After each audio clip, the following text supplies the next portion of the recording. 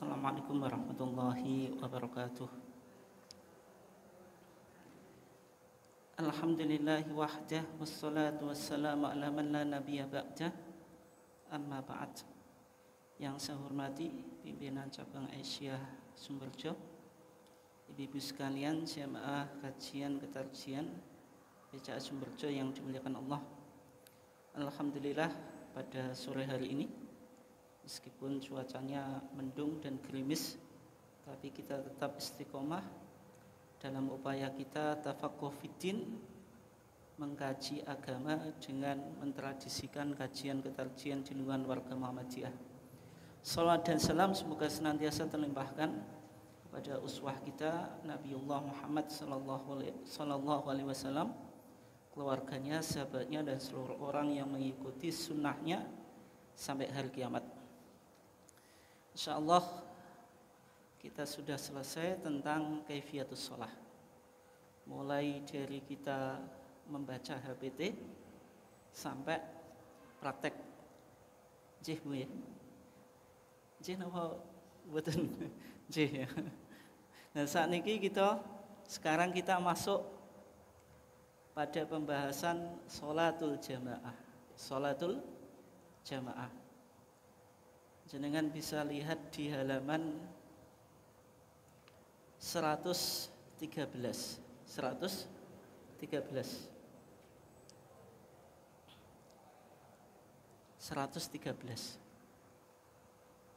Ketemu aja. Itu kan ada gambar ya. Muktamar Muhammadiyah ke-33 Palembang 1956. Ya, di muktamar ini menghasilkan kitab sholatil jamaah wal jumu'ah, kitab sholat jamaah dan Jumat. Karena ibu-ibunya nggak wajib Jumatan, kita sholat apa? Kita bahas sholat jamaah dulu. Tapi jenengan derek sholat Jumatan apa mboten? Enggak, sebagian derek ya. Tapi yang paling penting sholatul jamaah. Sholatul jamaah halaman 118. 118.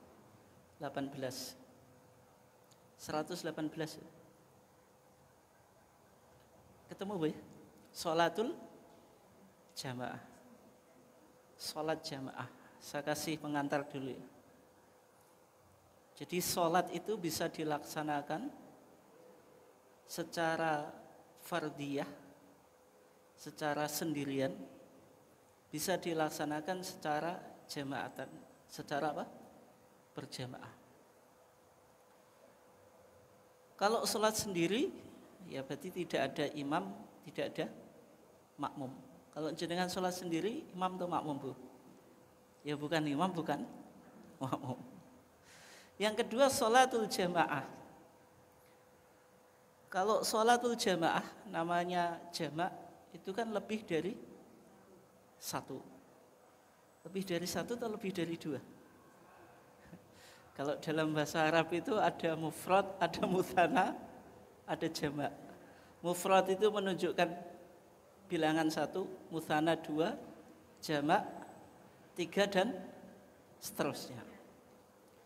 Tapi yang disebut sholatul jamaah dalam konteks fikih, apakah sama dengan sholat jamaah dalam ilmu gramatika bahasa Arab atau ilmu nahwu? Sama atau enggak Bu? Tidak. Karena kalau nahwu itu kan ada mufrad satu, mutsana dua, jamak tiga. Misalnya apa? Rajulun, seorang laki-laki. Rajulani, dua orang. Rijal, banyak. Nah, itu kalau secara bahasa. Tapi pembahasan kita itu secara fikih. Kalau secara fikih, jamak itu paling sedikit dua. Bukan apa? Bukan tiga. Bukan tiga, tapi apa? Dua. Oleh sebab itu minimal dalam pelaksanaan sholat jamaah itu dua orang. Yang satu disebut imam, yang kedua disebut apa? makmum minimal 2 orang. Enggak harus 3, minimal apa? 2 orang. Sholatul jamaah. Terus sekarang kalau sholat wajib itu wajibkah berjamaah? Wajib atau tidak, Bu? Hah? Sholat wajib. Sholat wajib itu sholat 5 waktu itu loh. Zuhur, asar, maghrib, isya, subuh.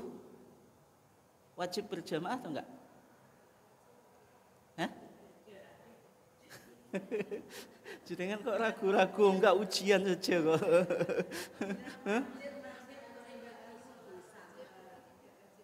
Gimana, Bu? Sholatnya wajib tapi nah saya tanya, sholat yang wajib itu pelaksanaannya apakah harus berjamaah? Maksudnya secara bahasa redaksi yang lainnya, apa hukum sholat jamaah bagi sholat wajib? Apa, Bu? Hah? Jenengan tak ajarin jadi mujtahidah ya. Mujtahidah itu apa? Ahli dalam menyimpulkan hukum. Tapi kalau sholat Jumat, sebelum kita bahas, kalau sholat Jumat wajib berjamaah atau enggak? Wajib. Kalau sholat Jumat itu wajib berjamaah. Dan juga wajib didahului dua apa, Bu? 2 khutbah itu. Khutbahnya 2, Bu ya. Khutbah pertama dan khutbah kedua. Jadi kalau sholat Jumat hukumnya wajib secara berjamaah. Nah, kalau sholat wajib 5 waktu, apakah wajib berjamaah? Kita baca dulu dalam HPT kita. Hafidh ala sholawatil maktubati fi jama'atin. Hafidh, jagalah gitu. Fi'il apa, Bu? Fi'il apa? Fi'lul amri. Kata kerja imperatif, menunjukkan arti perintah. Hukum asal perintah apa? Wajib. Al-aslu fil amri lil wujub. Jadi kita wajib menjaga ala sholawatil maktubati, atas sholat-sholat yang wajib, yaitu mulai duhur, asar, maghrib, isya, subuh. Fi jama'atin, di dalam berjamaah atau dengan berjamaah. Nah, perintah menjaga sholat wajib 5 waktu dengan berjamaah itu wajib atau tidak? Kita lihat dulu, Bu ya. Di halaman 14 di pendahuluan itu ya. Nanti saya jelaskan intinya, enggak saya baca semuanya ya. Biar kita hemat waktu. Di situ Rasulullah itu berkeinginan orang yang tidak menghadiri sholat berjamaah itu rumahnya apa, Bu? Dibakar. Sama Rasulullah rumahnya ingin apa? Dibakar. Kata Rasulullah apa? Walakat hamamtu, sungguh saya berniat an amura bis sholah. Ada orang yang menjadi imam, memimpin sholat, fatuqomu, terus sholat itu terus sholat itu dilakukan. Thumma amuru rajulan fayusalliya bin nasi thumma antoliku ma'i birijalin ma'ahum huzamun min khatabin ila qaumin la yasyaduna as-sholata. Guna Rasulullah ingin membawa pasukan. Pasukan itu bawa senjata. Senjatanya apa? Kayu bakar. Senjatanya apa? Kayu bakar. Untuk apa? Fa'uhariqo alaihim buyutahum. Orang-orang yang enggak ikut sholat jamaah, kata Rasulullah, rumahnya akan apa? Dibakar. Jadi gara-gara enggak ikut sholat jamaah, rumahnya apa? Mau dibakar. Padahal menghilangkan harta orang lain itu boleh atau enggak, Bu? Tidak boleh. Tapi kenapa kok Rasulullah kok kayaknya punya niat untuk membakar? Padahal kan menghilangkan harta tidak boleh. Ya ini tidak mungkin bisa kita pahami kecuali hukum sholat jamaah itu apa, Bu? Hukum sholat jamaah itu apa? Jenengan tuh wakut ngomong Enggak ujian, salah enggak apa-apa. Hukumnya apa? Wajib, karena Rasulullah tidak mungkin punya niat untuk menghilangkan harta orang lain padahal hukumnya haram. Kalau sholat jamaah itu tidak apa? Tidak wajib. Berarti hadis ini mengindikasikan sholat jamaah itu seakan-akan apa? Wajib. Tapi Rasulullah pernah enggak membakar rumah sahabat yang tidak menghadiri sholat jamaah? Tidak. Berarti kan cuma keinginan. Tidak, belum apa? Belum terlaksana. Belum terlaksana. Yang kedua, hadisnya ya. Ada sahabat yang buta. Tapi di HPT kita enggak disebutkan ya. Sahabat yang buta. Disebutkan. Halaman 130. Halaman 130.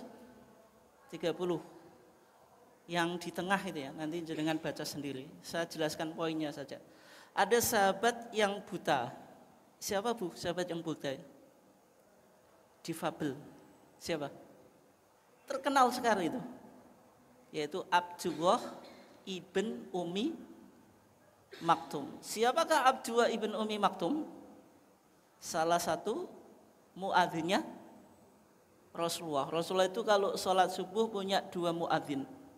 Muadzin yang pertama itu Bilal ibn Abi Rabah, orang negro, kulitnya apa? Hitam, mantan budak. Itu adzan subuh yang pertama.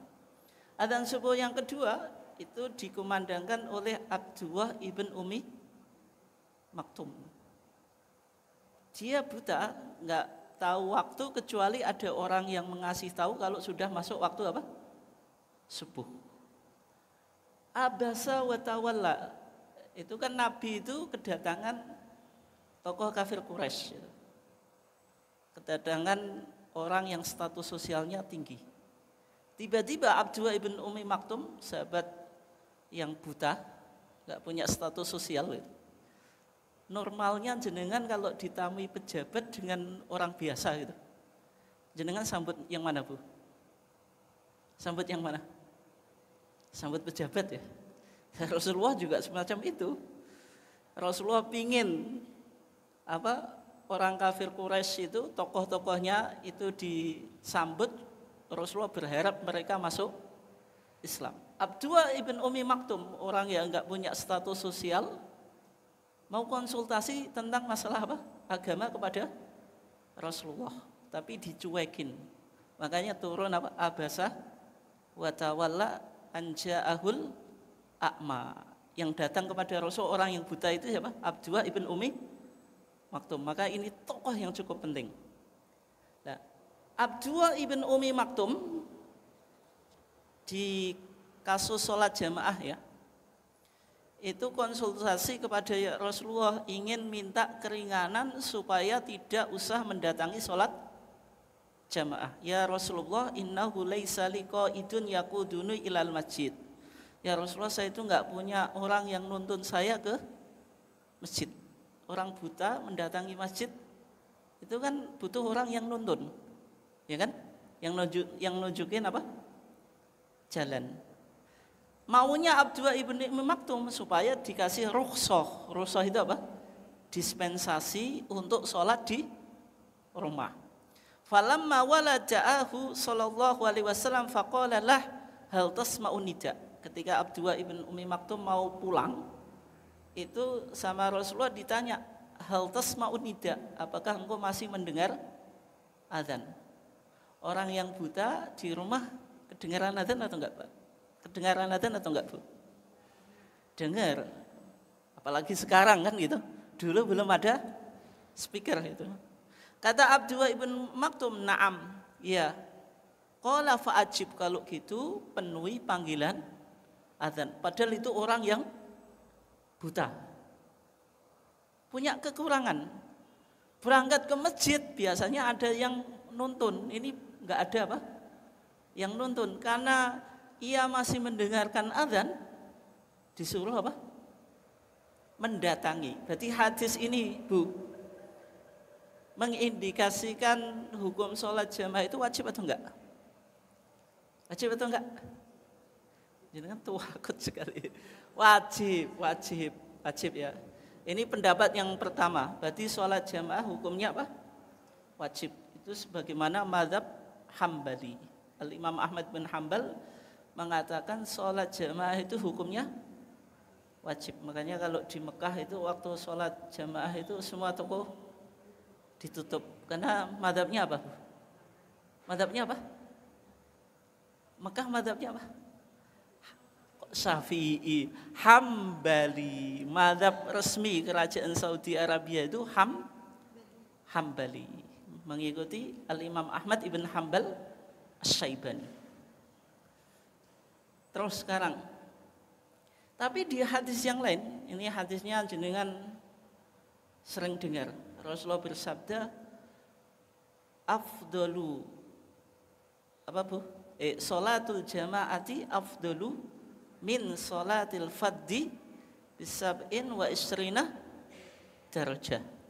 Sholat jamaah itu lebih utama daripada sholat sendirian dengan 27 derajat. Berarti perbandingannya 1:27 derajat. Besar mana? Besar sholat jamaah. Nek jenengan guru ya, misalnya ada anak kecil yang nyeletuk itu. Bu guru, kenapa kok sholat jamaah itu 20 derajat? Kenapa enggak 100 derajat? Jenengan gimana Bu kalau jawab? Kenapa kok hanya 27 derajat, tidak 100 derajat? Hah? Kenapa Bu? Hah? Oh belum ada. Masa enggak ada pengalaman anak kecil itu yang suka nyeletuk itu?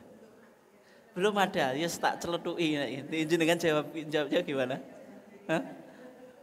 Hah? Jadi 20 derajat itu bukan angka matematik gitu. Bukan angka apa? Matematik. Untuk menunjukkan kebesaran saja. Hanya maksudnya nilainya apa? Sangat besar. Nilai pahalanya sangat apa? Besar gitu. Itu tidak ada hubungannya dengan angka matematika. Nah, berarti kan 1:27 derajat. Sekarang kalau dua hal dibandingkan, berarti dua-duanya boleh atau enggak? Boleh atau enggak, Bu? Dua hal diperbandingkan. Sholat sendirian boleh atau tidak? Sholat jamaah boleh atau tidak? Sama-sama boleh, karena Rasulullah tidak mungkin membandingkan dua hal yang tidak seimbang, tidak equal gitu. Meskipun tetap tadi equal kan jomplang juga kan, 1:27, tapi kan masih bisa diperbandingkan, menunjukkan sholat sendirian boleh, sholat berjamaah boleh. Bedanya apa? Dalam pahalanya. Berarti hukumnya wajib atau sunnah, Bu? Yuk, wajib atau sunnah? Sunnah, kenapa? Ya sama-sama boleh. Berarti hukum sholat jamaah tidak wajib. Ya dari hadis ini ulama memunculkan sholat jamaah itu hukumnya, memunculkan hukum ya maksudnya. Sholat jamaah itu hukumnya tidak wajib tapi sunnah muakkadah. Terus sekarang bagaimana pendapat tarjih? Pendapat tarjih ketika ada dua dalil yang kontradiksi atau berlawanan, itu disinkronkan atau diharmoniskan. Namanya thariqatul jam'i wa taufik. Metodenya disebut metode sinkronisasi. Artinya apa? Dua dalil yang mengatakan wajib dan sunnah muakkadah itu digabungkan sehingga menghasilkan hukum apa, Bu? Ya fardu kifayah, betul. Jadi wajibnya tidak wajib ain. Kalau wajib ain itu terlalu berat. Di atasnya sunnah muakkadah berarti apa? Fardu kifayah. Fardu kifayah itu apa? Kewajiban secara kolektif. Contoh yang lain yang mudah dengan sudah pernah kita kaji pelatihan itu loh. kewajiban kita terhadap mayit yang pertama lupa ya San. Apa? Memandikan. Yang kedua masa belum kafani dulu Bu, terus mensolati baru menguburkan, hukumnya fardu kifayah. Nah sholat jamaah juga semacam itu, hukumnya fardu kifayah. Artinya dalam satu komunitas, misalnya satu desa, itu harus ada orang yang mendirikan sholat jamaah. Kalau satu desa nggak ada yang melakukan sholat jamaah, satu desa berdosa semuanya. Karena sholat jamaah itu syiar, syiar, bukan sekedar ibadah, tapi ada nilai apa? Syiar. Sebagaimana ibu-ibu kalau waktu sholat id itu meskipun haid ada anjuran untuk mendatangi, karena itu bukan sekedar ibadah tapi apa? Syiar. Jelas ya? Yang kita bicarakan tadi untuk laki-laki, untuk laki-laki. Bagaimana kalau sholat jamaah bagi perempuan? Gimana Bu? Jenengan milih jamaah atau tidak Bu?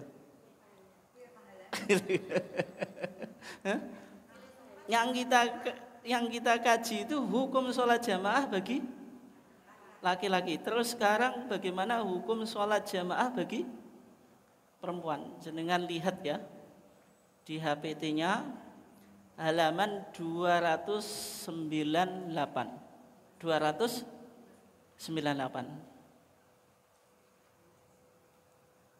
Biar jenengan latihan baca HPT juga ya. 298. Judulnya apa Bu itu? Judulnya apa? Kedudukan musola Aisyah. Maksudnya musola Aisyah itu di mana ini? Di mana? Nah itu di Jogja. Kayaknya PCA sudah pernah ke sana Bu? Ke makamnya Mbah Yai Ahmad Dahlan? Ziarah atau tapak tilas Bu? Orang Muhammadiyah itu nggak mau pakai istilah ziarah ya. Pakainya apa? Tapak tilas. Padahal maksudnya sama ya. Kalau ziarah ke Wali Songo sudah Bu? PCA Aisyah? Oh enggak.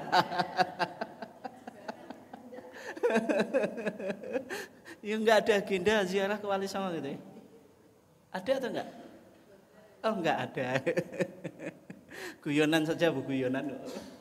Nanti kalau jenengan rombongan PCA Aisyah Sumberjo ziarah Wali Songo, udah ini hebohnya Bu. Insya Allah enggak ada. Tapak tilas ke ziarah Wali Songo. Enggak ada ya. Rekreasi di kuburan itu. Rekreasi kok di kuburan ya. Di kuburan itu ziarah Bu, bukan rekreasi.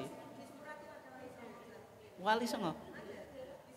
Nama itu Wali Songo, tempat itu apa perguruan itu tuh ya. Masjid itu masjid. Kedudukan musola Aisyah, ini bicara tentang musola Aisyah yang ada di Jogja. Sudah pernah mampir sana Bu ya? Serius nih, Masjid Kamuan ke belakang. Ya, itu kan ada musola Aisyah. Itu musola pertama dalam sejarah Indonesia. Kalau nggak salah saya agak lupa. Tahun 1922. Nanti jenengan cek ya, bisa di browsing. Kalau nggak salah tahun itu sudah berdiri musola apa? Aisyah. Nah, di sana bicara tentang utama atau tidaknya wanita bersolat di luar rumahnya. Utama manakah wanita itu sholat di rumahnya, di kamar sendiri, di kamar rumahnya sendiri, atau ikut berjamaah di musola Aisyah. Tapi kalau konteks kita yang ada di sini ya bisa ke musola, bisa ke masjid. Mana lebih utama mana Bu? Eh? Di rumah. Oh, jenenge madhabnya jenengan di rumah gitu, kayak wanita pingitan gitu ya. Enggak boleh keluar rumah ya. Nah, yang pertama ada dua hadis yang Rasulullah mengatakan, hadis Ummu Salamah ya. Rasulullah bersabda, khairu masajidin nisa'i qa'ru buyutihinna. Sebaik masjid-masjidnya wanita itu bilik rumahnya. Berarti wanita itu sholat terbaiknya di kamarnya. Kamar untuk apa? Sholat yang ada di rumah. Berarti kan lebih baik mana? Di hadis ini kayaknya mengindikasikan sholatnya wanita di rumah itu lebih baik daripada di musola atau di masjid.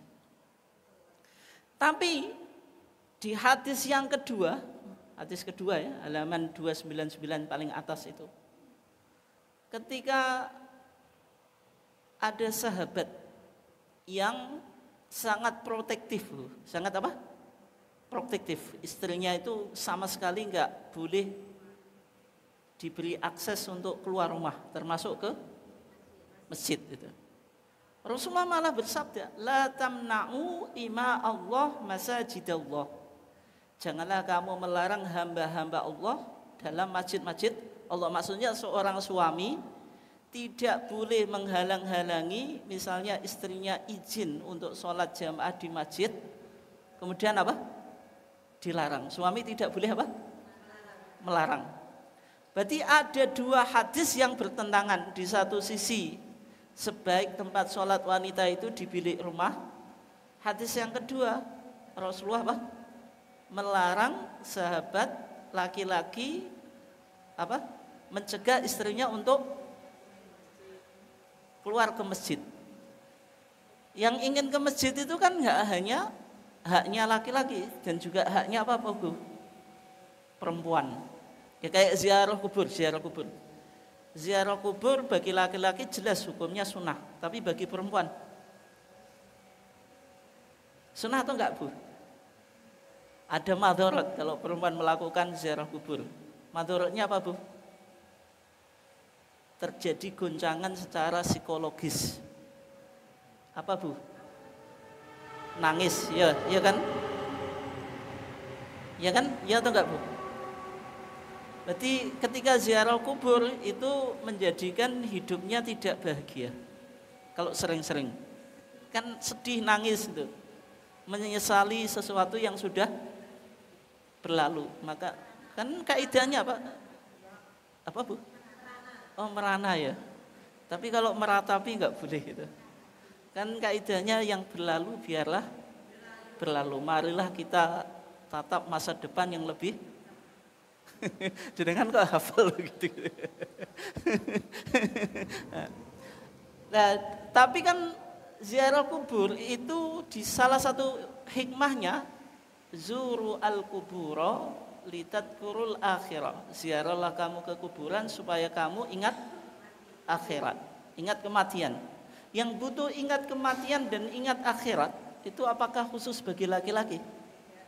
Tidak, perempuan juga butuh. Oleh sebab itu kesimpulannya ziarah kubur itu bagi wanita boleh, tapi tidak boleh sering itu. Itu ya. Nah sekarang yang butuh masjid, apakah hanya kaum laki-laki, Bu? Tidak. Wanita butuh pergi ke masjid, Bu? Enggak butuh atau enggak? Butuh. Untuk apa, Bu?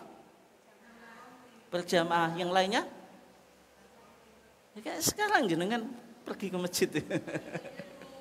Ya kan ada hikmahnya, mendapatkan ilmu, mengikuti kajian. Kemudian apa?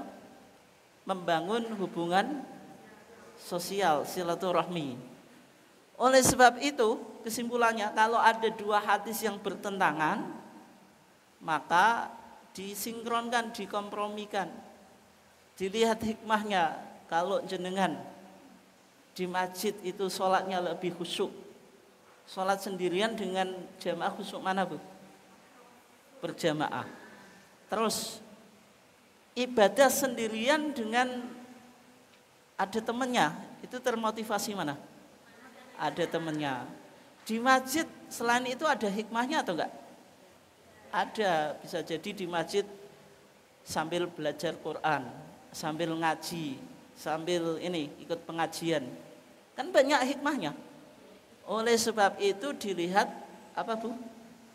Mana yang lebih maslahat.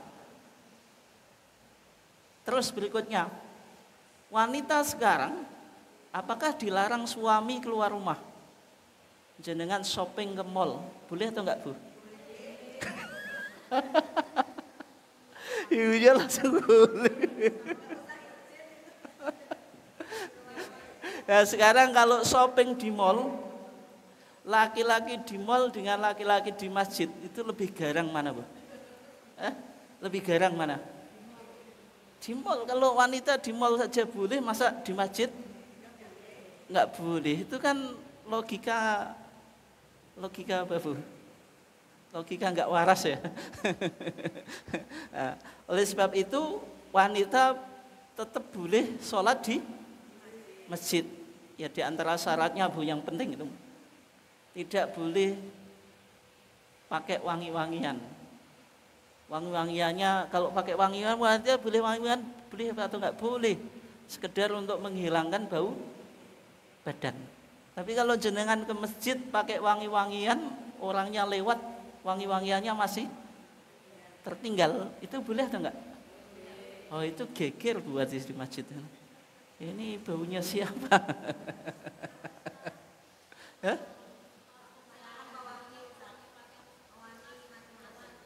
Ya yang penting jangan menyengat itu.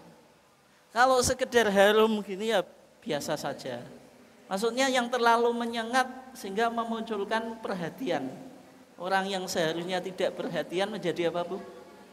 Perhatian. Jelas ya? Gimana?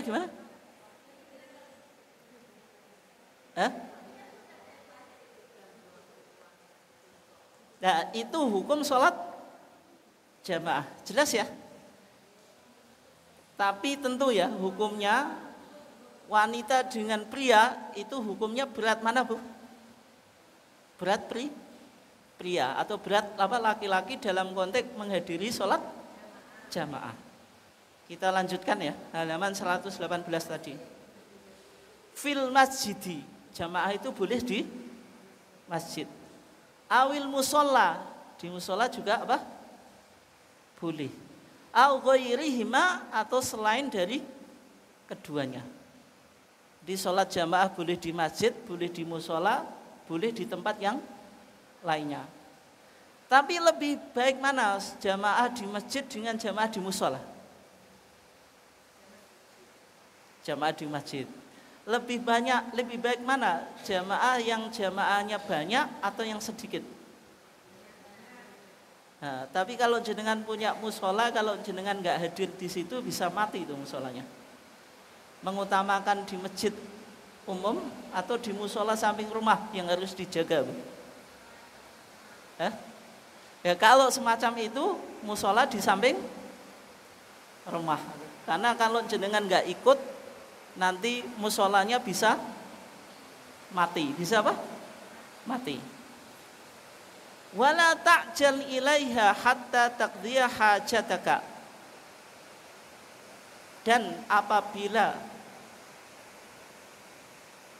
Dan jangan tergesa-gesa mendatangi sholat jamaah hingga selesai keperluanmu. Berarti ketika kita mendatangi sholat jamaah itu tidak boleh apa? Tidak boleh apa? Tergesa-gesa.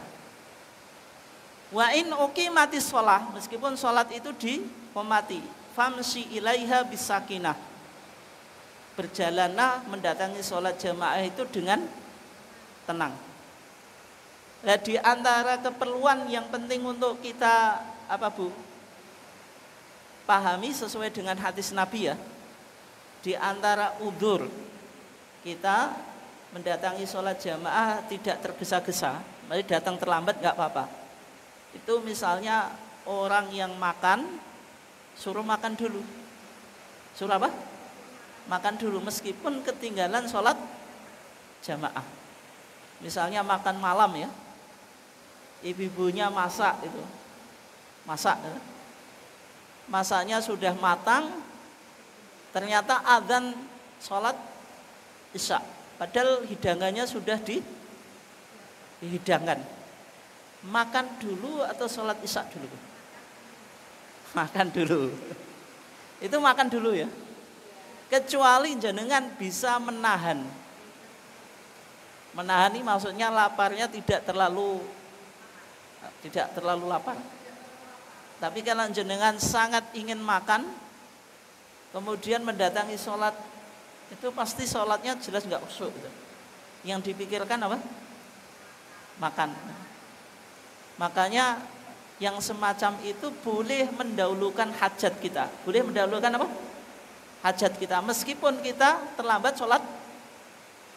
Apa Bu? Meskipun kita terlambat sholat berjamaah. Terus yang kedua, di hadisnya jenengan bisa lihat, yaitu ketika jenengan mau sholat jamaah itu ingin BAB, buang air besar, atau ingin buang air kecil, atau misalnya menahan kentut gitu. Nah, yang semacam itu berarti jenengan pipis dulu, kemudian apa? BAB dulu, atau cepat-cepat sholat jamaah. Suruh apa itu? Memenuhi hajatnya dulu. Kalau ingin kencing dulu. Kalau ingin BAB dulu. Supaya apa? Supaya khusyuk di dalam apa? Di dalam sholat. Supaya apa? Khusyuk di dalam apa? Sholat. Lah hadisnya ini, la sholata bi hadrati ta'am. Tidak ada sholat di depan makanan. Maksudnya sholat yang sempurna. Tapi kalau jenengan tetap lakukan itu sholatnya apa? Sah. Tapi mengganggu apa? Kekhusyuan. Wala huwa yudafi'uhul ahbathan. Demikian juga bagi orang yang menahan dua hadas, yaitu menahan pipis dan menahan berak itu, atau beol ya.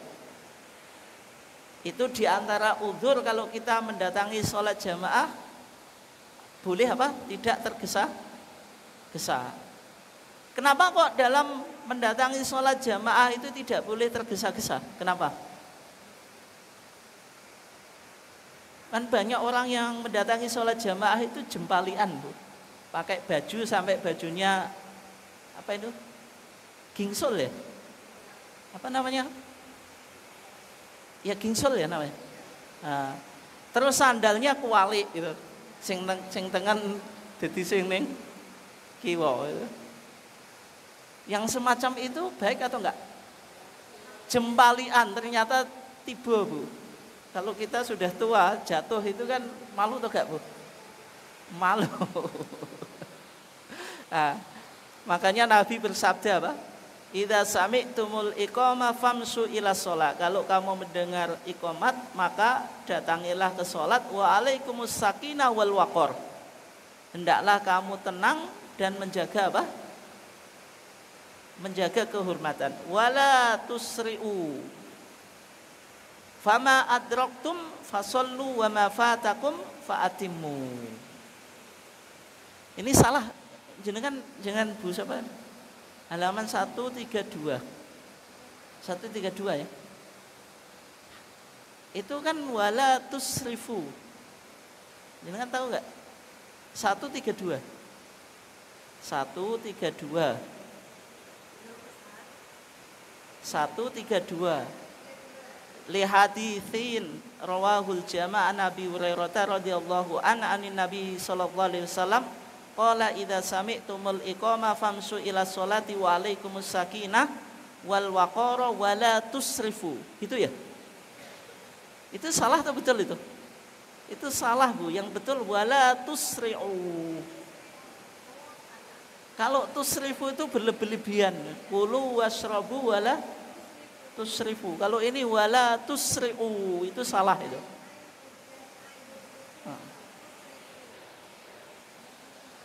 wala apa? Tusri'u. Fama adraktum fasallu wa ma fatakum fa'atimu. Kata Rasulullah, kalau kamu dapat menyusuli imam ya sudah. Tapi kalau apa? Tertinggal imam ya disempurnakan. Kenapa, Bu? Hikmahnya apa? Kenapa kok kita ketika mendatangi sholat jamaah itu tidak boleh tergesa-gesa? Kenapa? Karena kita ketika keluar rumah itu sudah dicatat apa? Sudah dicatat pahalanya, sehingga nggak perlu apa? Tergesa-gesa. Tapi ini asalkan tidak sengaja, Bu. Kebanyakan orang kan malah orang budal naik orang komat kan itu.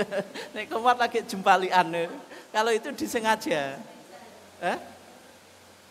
Tapi maksud hadis ini apa? Ketika kita mendatangi sholat jamaah itu ya tenang saja. Jangan tergesa-gesa. Nanti kalau bisa menyusul imam ya berarti nggak ada masalah. Kalau tertinggal ya cukup disempurnakan. Karena kita sudah dicatat pahalanya ketika kita keluar apa? Rumah itu. Itu tentang adab mendatangi sholat apa? Jamaah. Wal ya ummakum ahadukum, dan hendaklah salah seorang dari kamu menjadi imam. Oleh sebab itu imam itu satu. Imam itu apa? Satu. Nggak boleh lebih dari satu. Misalnya dua gitu. Tapi kalau jenengan sholat di Masjidil Haram, Bu, itu kan ada imam Allahu Akbar sing suaranya tinggi itu loh. Itu imam atau makmum itu? Nah, itu makmum. Itu disebut mubalek. Mubalek itu orang yang menyampaikan bacaannya imam atau apa takbirnya imam. Kan mengikuti imam toh. Posisi mubalek itu imam atau makmum? Makmum. Makanya ketika imam sami Allahu liman hamidah, Rabbana walakal hamd, mubaleknya kan gitu. Seandainya dia imam kan ya sami Allahu liman hamidah, ya sami Allahu liman hamidah. Nah, jadi meskipun ada mubalek itu boleh, tapi itu lil hajah ketika masjidnya besar. Kalau masjidnya kecil ya tidak perlu ada mubalek. Dulu saya ingat Pak Kazim itu ya di sini ya, itu ada mubaleknya itu kalau sholat duhur, karena kan siswa-siswa itu banyak gitu, sehingga ada salah satu yang ditunjuk jadi apa? Mubalek. Itu kalau ada kebutuhan, tapi kalau tidak ada kebutuhan ya tidak perlu ada apa? Mubalek. Walakum ayya ummakumul a'ma awil maula. Sekarang orang yang buta, yang tunanetra itu boleh menjadi imam atau enggak? Boleh atau enggak? Kalau dia buta kan potensi salah tuh Bu ya sholatnya. Salah menghadap kiblat itu. Seharusnya menghadap ke barat jadi ke utara atau ke selatan. Boleh atau enggak? Boleh. Tunanetra itu boleh menjadi imam, tapi syaratnya tadi selama ada orang yang menunjukkan. Kan paling menunjukkan kan cuma arah kiblat toh. Kalau sudah sholat kan biasa. Sebagaimana orang yang tunanetra apakah boleh adzan? Boleh.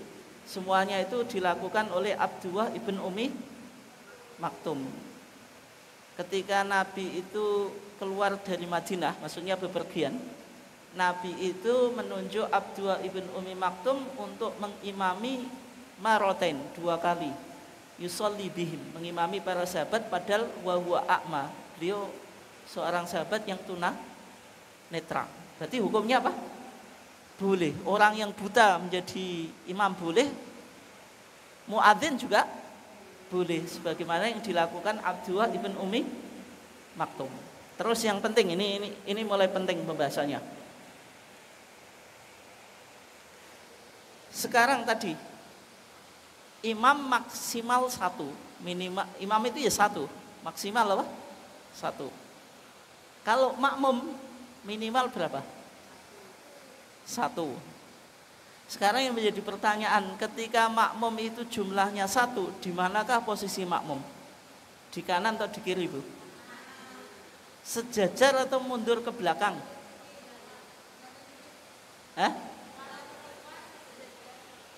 Kalau perempuan sejajar, kalau laki-laki mundur sedikit. Kalau perempuan sejajar gini, Bu ya. Kalau 3 orang perempuan, 2 orang, 3 orang, ya sejajar. Kalau 4 orang, 4 orang, ya sejajar.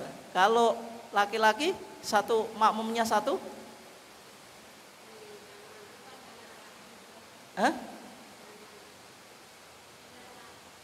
kalau makmumnya 1 di sisi kanan atau kiri? Kanan. Sejajar atau mundur ke belakang? Kalau dua di belakang atau samping kanan samping kiri?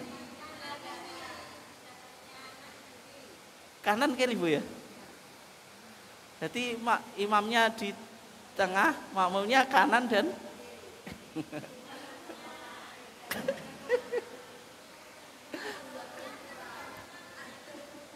ya kita sekarang baca dulu ya. Wal yakumil ma'mumu al-wahidu yaminal imam. Makmum yang hanya seorang saja supaya berdiri di sebelah kanan imamnya. Berarti kalau makmumnya 1 posisinya di sebelah kanan.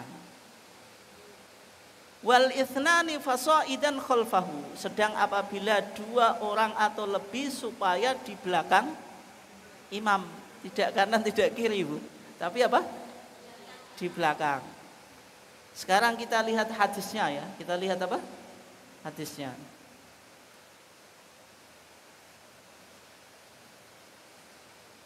Yaitu dalil 15 itu, Bu, halaman 133. Hadis yang paling bawah itu. Hadis 15 itu. Li hadithi Abu Dawud an Jabir ibn Abdullah. Berdasarkan hadis Abu Dawud dari Jabir ibn Abdullah qol. Qaman Nabiyyu sallallahu alaihi wasallam yusallil maghriba. Nabi itu berdiri salat apa? Maghrib. Faji'tu, maka Jabir ibn Abdullah datang. Fakumtu an yasarihi, maka ketika itu Jabir ibn Abdullah itu di sisi kiri. Faja'alani an yaminih, maka Rasulullah menjadikan aku, maksudnya Jabir ibn Abdullah, ke sisi kanan. Berarti Jabir ibn Abdullah ketika Rasulullah sholat maghrib itu datang memposisikan di sebelah kiri, sama Rasulullah ditarik ke sebelah kanan. Yang menjadi pertanyaan, sebelah kanan ini kan berarti lurus loh ya. Itu lurus atau mundur sedikit? Jadi kan ibu-ibunya menjawab mundur sedikit, Bu. Lurus atau mundur sedikit, Bu? Lurus sejajar atau mundur sedikit?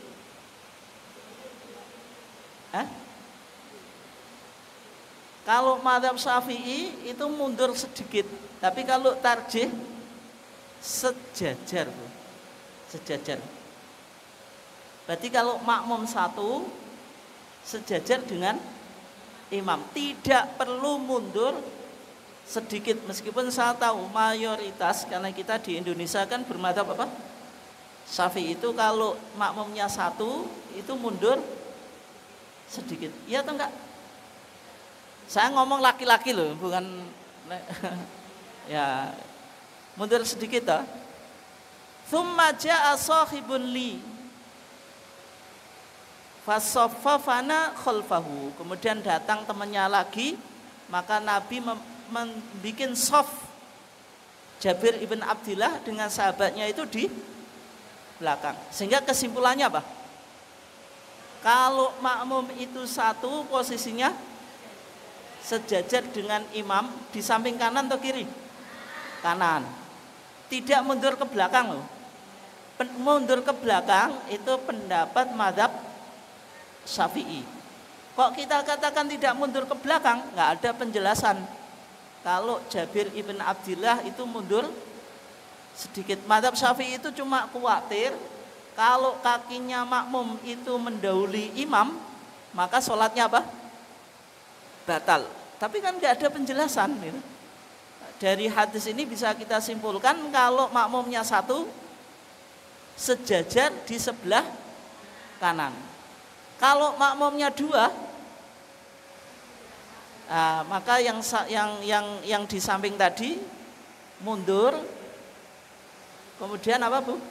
Membentuk shaf. Membentuk apa? Shaf. Bisa dipahami Bu ya? Nah, ini kalau laki-laki. Sekarang bagaimana kalau jamaah wanita? Jamaah apa? Wanita. Kalau jamaah wanita itu sebagaimana yang dilakukan oleh Aisyah,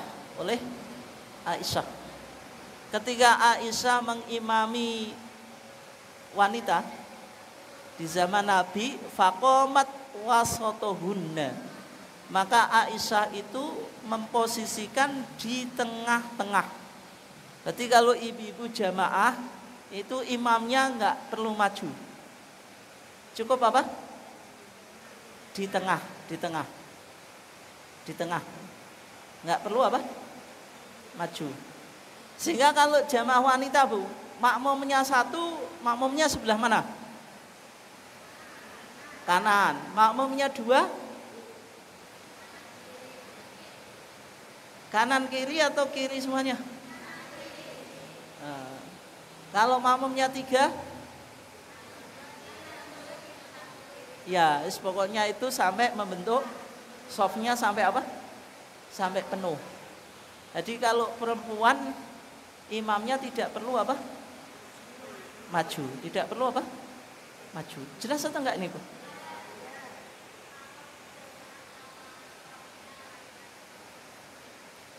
Kalau suaminya berarti jenengan di belakang. Di belakang. Tidak di samping Bu, di belakang. Ya, di belakang pas.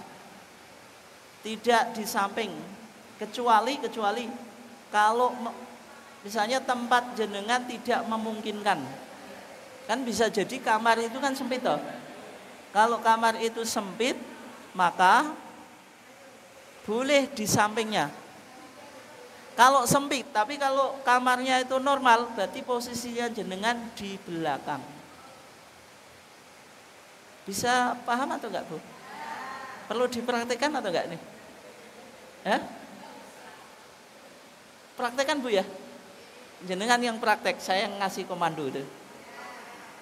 Ini jamaah laki-laki dulu kan, jenengan kan enggak harus belajar untuk diri jenengan. Bisa jadi ngulangi anak atau ngulangi suami kan. Boleh Bu ngulangi suami? Boleh. Coba ini jamaah laki-laki dulu. Saya butuh 2 orang nih di situ, di tempat yang jenengan enggak mau. Monggo Bu. Sing mau nanti dapat pahala. 2 orang. 2 orang nanti datang orang yang ketiga. 2 orang. Monggo Bu, Berarti di sini 2 orang, nanti butuh 1 orang lagi. Nah, misalnya jenengan sholat sendirian dulu Bu, sini. Nah, jenengan sholat sendirian, apa sedekap itu, sedekap kan? Misalnya yang takbir nggak apa-apa, nggak takbir nggak apa-apa, yang penting sedekap. Terus jenengan datang mau jadi makmum Bu, caranya gimana? Laki-laki dulu gimana? Ya ditepuk boleh, terus sejajar Bu. Itu belum kok. Sudah dah. Ya sudah sejajar itu. Ini kalau apa? Laki-laki. Coba saya butuh 1 orang lagi mau jadi makmum.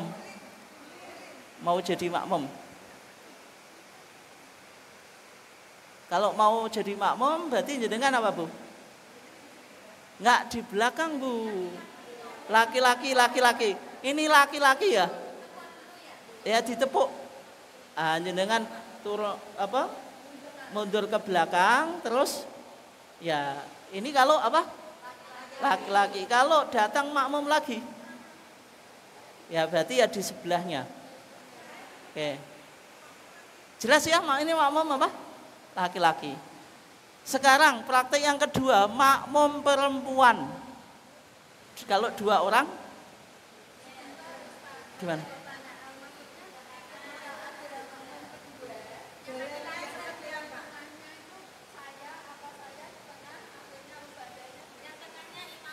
Enggak, yang jelas, Bu, cara menata soft. Lurus imam baru kanan. Berarti jenengan apa? Jenengan misalnya mundur terus meluruskan enggak apa-apa, atau yang itu langsung di kanan juga enggak apa-apa. Yang jelas yang penting harus di tengah. Apa enggak yang di belakang. Gitu ya. Itu untuk soft itu kan dari belakang imam ke kanan. Ya coba praktekkan maksudnya nih. Satu orang. Enggak, jenengan belum toh, Bu? Atau misalnya langsung juga enggak apa-apa sih? Langsung enggak apa-apa ya? Berarti langsung. 2 orang, laki-laki loh. Ini laki-laki. Berarti sejajar, tidak mundur sedikit. Kalau mundur sedikit, coba praktekkan mundur sedikit, Bu. Ini mengikuti mazhab apa? Syafi'i. Tapi tidak ada dalil secara khusus, Bu. Oleh sebab itu kalau kita ditarjih sejajar. Tidak mundur sedikit. Jelas ya? Sekarang bagaimana kalau makmumnya 2? Kalau makmumnya 2 berarti jenengan datang, Bu. Enggak, yuk dari nabliknya di belakang, Bu. Dan jenengan lurus gitu, berarti yang ibunya diteblek mundur, Bu. Gitu. Bisa dipahami ya? Ini laki-laki, catat laki-laki ya. Iya. Terus sekarang kalau laki-laki suami istri, istrinya 1 saja, Bu, jangan 2 ya.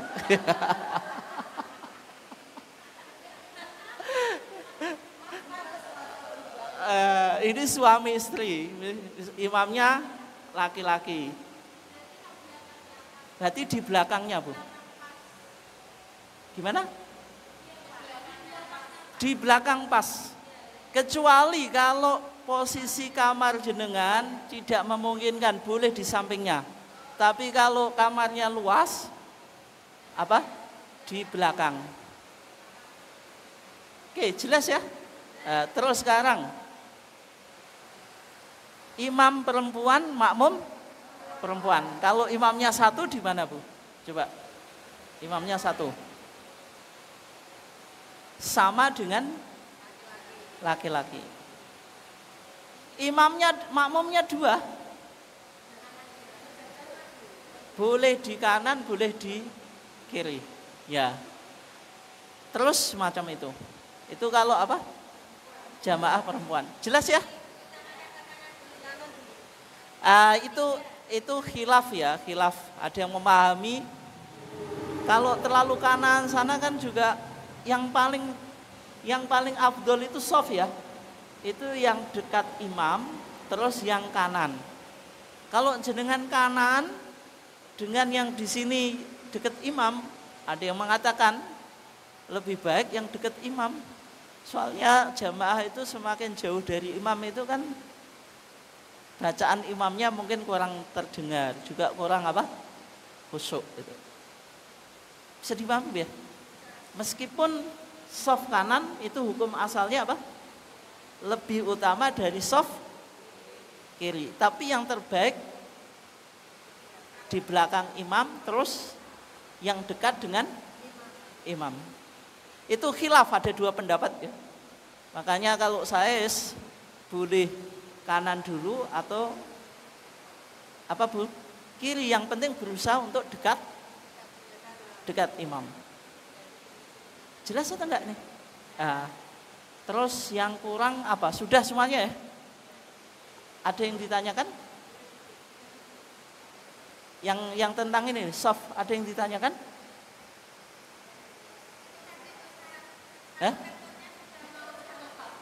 Gimana? Kalau mau mendekati salam gimana?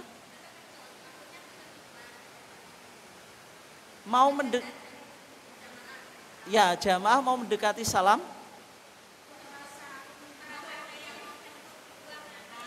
Oh, ditahan Bu, ditahan. Gini Bu, sudah pernah kita kaji ya. Kalau orang kok kayaknya kentut, itu nggak boleh cepat-cepat membatalkan sholat. Tidak boleh apa? Cepat-cepat membatalkan sholat. Jenengan harus yakin. Cara yakinnya bagaimana? Yang pertama, ayas ma'al sautan, mendengar kan apa? Suara tut itu. Uninya kentut kan apa? Tut. Variasi Bu, varian ya. Ada varian bunyi kentut itu. Ada yang tut, ada yang pret, ada yang brot, macam-macam pokoknya. Yang jelas apa? Mendengarkan apa? Mendengar suara kentut. Yang kedua, ayat jidarihan, dia mendapatkan bau. Juga bau kentut itu variasi itu. Ada varian bau kentut. Ya ada yang baunya mangga, ada baunya duren, ada baunya sate, ada baunya tempe itu. Tapi yang jelas kaidahnya penting ini untuk mengetahui bau kentut.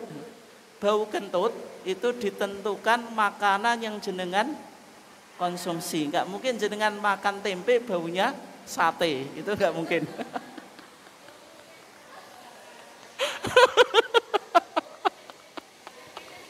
Oh iya, sate tempe.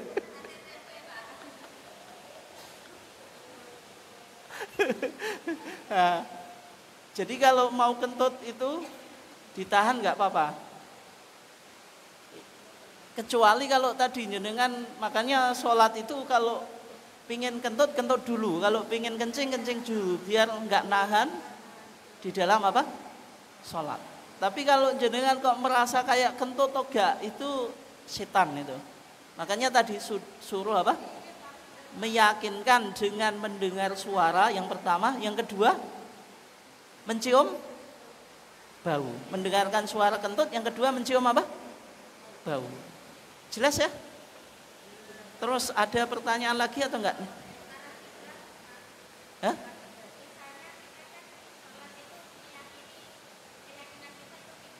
Ya.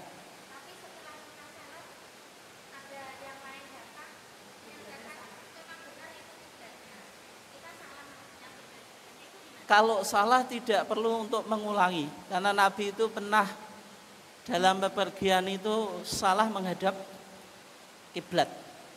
Maka berlakulah ayat fa'aina ma tuwallu fathamma wajhullah. Dimanapun kamu menghadap, di situ ada Allah. Kecuali tadi loh, syaratnya apa? Tidak tahu arah kiblat. Ketika sudah selesai sholat sudah, nggak perlu diulangi. Tapi kalau jenengan mau sholat, harus apa Bu? Syaratnya mencari arah kiblat. Karena dalilnya kan jelas, fawalli wajhaka syatrul masjidil haram. Maka palingkanlah wajahmu ke arah Masjidil Haram. Tapi beda ya, kalau kita di Mekah ya harus persis kiblat atau Ka'bah itu ya.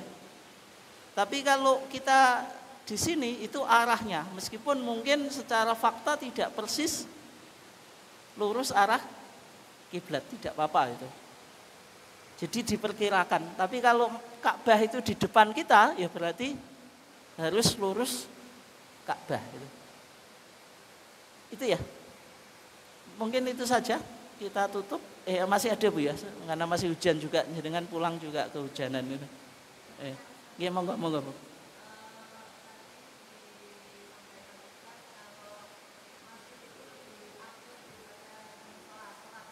Ya.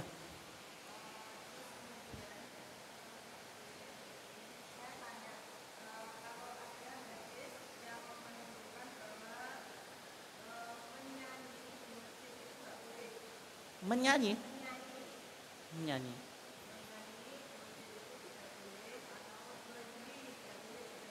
Menyanyi dan apa? Ya.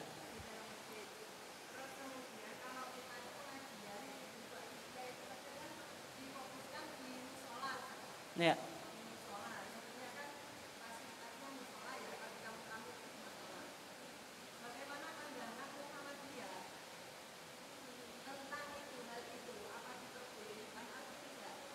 Ya. Gini. Menyanyi itu maksudnya Mares Muhammadiyah, Sang Surya, terus Aisyah. Itu nyanyi itu apa Bu itu?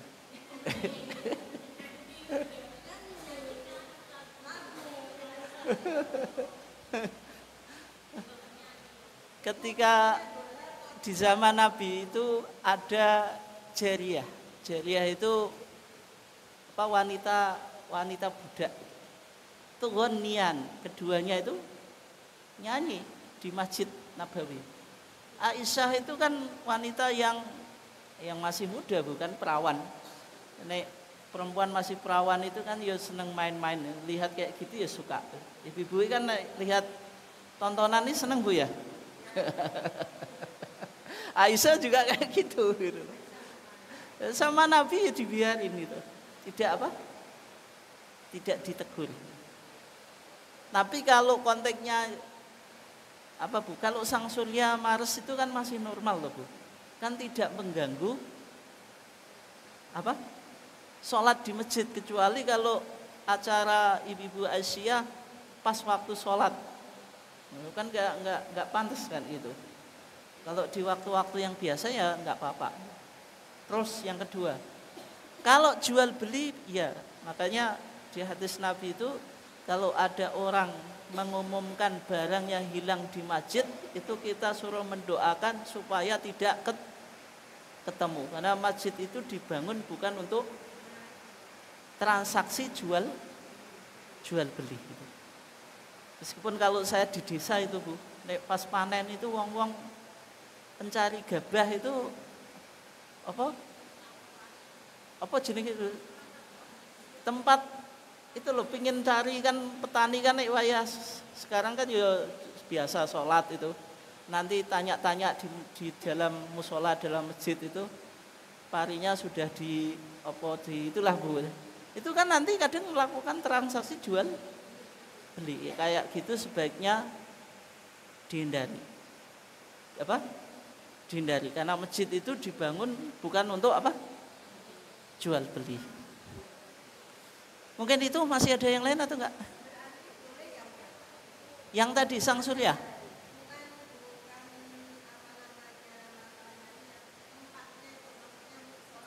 Di dalam musola atau di serambi? Ya. Ya kalau semacam itu sejauh ini belum ada fatwa tarjih yang mengharamkan kayak gitu. Kan pernah ditanyakan berkaitan dengan acara HUT RI. HUT RI itu kan ada lagu Indonesia Raya dinyanyikan di masjid. Kalau nyanyian sebatasnya itu kan ya boleh-boleh saja. Boleh-boleh saja. Enggak apa-apa gitu.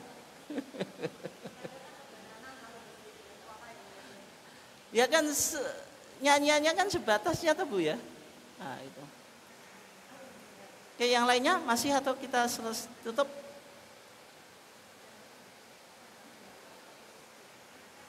Sudah jam 5 lebih ya.